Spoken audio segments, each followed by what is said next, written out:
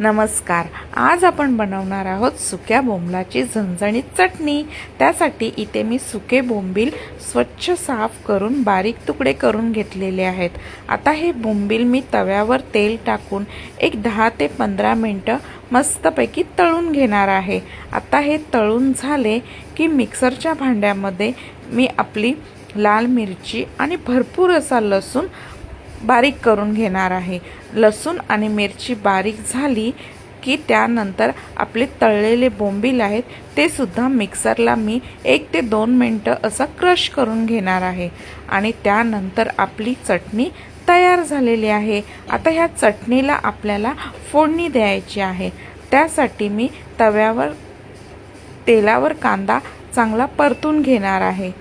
2 ते 3 मिनिटांनंतर कांदा आपला चांगला परतून झाला की त्यावर मी आपली चटणी टाकणार आहे।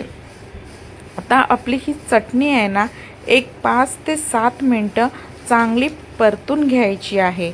तर चटणी चांगली परतून झाली का आपली बोंबलाची झणझणीत अशी चटणी तयार झालेली आहे। ही चटणी भाकरी बरोबर एक नंबर लागते।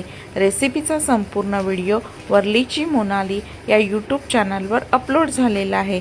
रेसिपी आवडल्यास चॅनलला लाईक, शेअर, सबस्क्राईब करा। धन्यवाद।